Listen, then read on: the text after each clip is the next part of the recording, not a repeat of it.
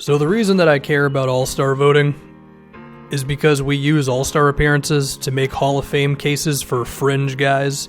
So dudes like Sean Marion and Amari Stoudemire and Andre Iguodala, we're going to look at their All-Star appearances. So while I know the fan vote is not everything, I do think it's worth talking about nonetheless. And before I talk about anything, I'm going to start with Demarcus Cousins.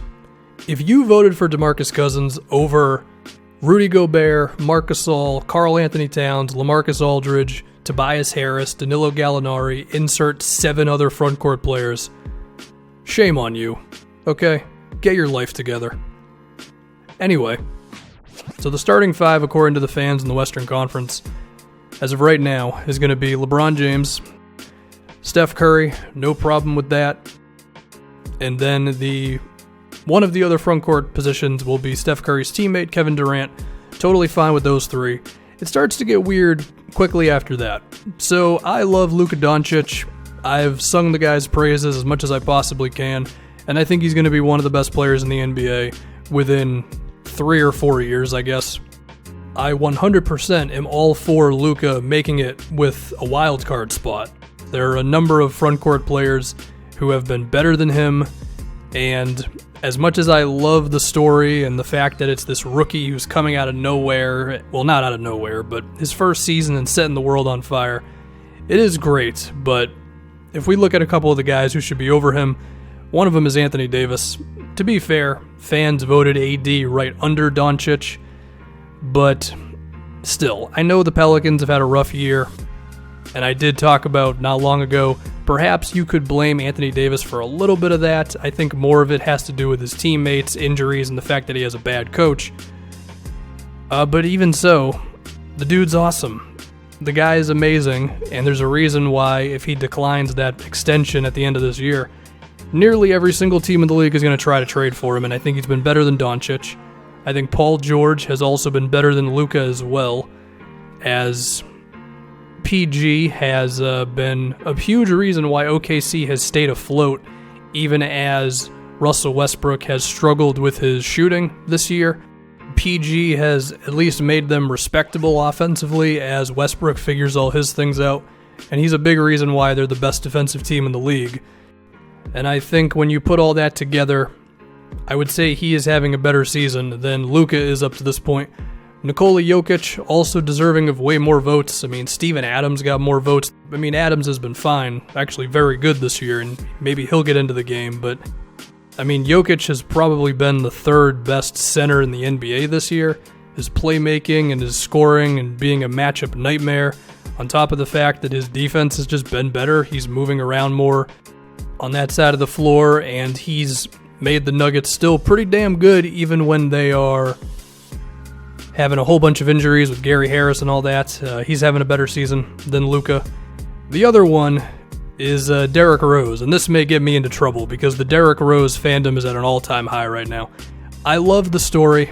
I am as happy as everybody else is that Derrick Rose is back, and he is a huge reason why the T-Wolves offense has at least been decent, especially with Wiggins still doing his Andrew Wiggins thing, and Karl Anthony Towns occasionally going through moments of not being aggressive enough. His shooting has been a lot better.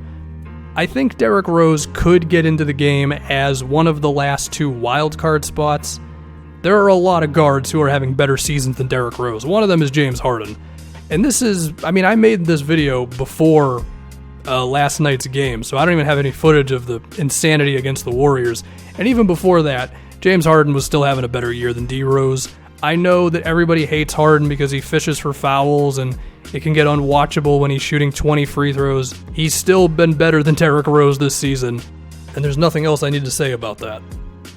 Another guard who has been better than D. Rose is Damian Lillard, who just keeps on keeping on. He's carrying the Blazers as he does every season.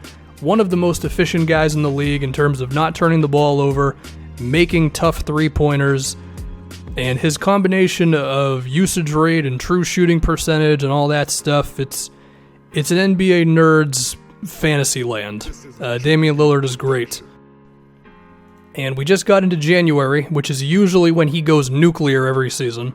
So there's a chance that he could even end up being better towards the second half of the year than he was in the first half. I would also think Russell Westbrook has a case over Derrick Rose. I know Russ's shooting has been pretty bad. I think his rebounding and his playmaking have still been good enough to make up for all that. Sure, he's needed Paul George's help, I'll give you that one. But I do think Russ, with all of the hate he's gotten this year, I think he's actually become a little underrated. So those would be my two big ones in the starting five. I think Luka deserves a wild card spot. I think Derrick Rose maybe deserves the other one. Anyway, if we can talk about another point guard, Lonzo Ball received quite a few votes. I'm a big fan of Lonzo for his defense, his playmaking, his rebounding, all that stuff.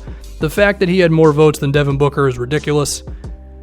I think Booker's ability to still be efficient, even as the Suns ask him to do so much on offense, is pretty wild. I mean, his true shooting percentage is still way above league average, and that's with his three-pointer being a bit disappointing this season at around 32%, because he's just so damn good at scoring from within the three-point line. He's also getting to the free throw line quite a bit. He's converting there. His playmaking is improving as well. Another young guard who deserves votes over Lonzo would be De'Aaron Fox. If we're going to talk about guys carrying teams, then you definitely have to mention Fox. The Sacramento Kings are actually respectable, and sure, they made some good moves in the offseason, namely replacing Zach Randolph with Bielitsa, and Marvin Bagley's been pretty okay, but if it wasn't for De'Aaron Fox, they would still be a horrible team. Other guards over Lonzo, Drew Holiday, CJ McCollum, Mike Conley, Buddy Hield, those are just guys off the top of my head. If we move on to another Laker, Kyle Kuzma, I don't think this one is as ridiculous, but I do think there are some frontcourt players who have a case over him. These are just a couple off the top of my head. Tobias Harris has been really good for the Clippers. LaMarcus Aldridge had about a month in there where he wasn't the best, but he's been really good lately. Karl Anthony Towns, I think, has been better than Kuzma. I think Rudy Gobert has been maybe the most underrated player in the league this season. So yeah, you get the gist of all this. I could go on for years, I'm not going to. I think we got the idea. Again, I know that the fan vote is not the end-all be-all, and it's not even the final vote, but even so, it ain't perfect.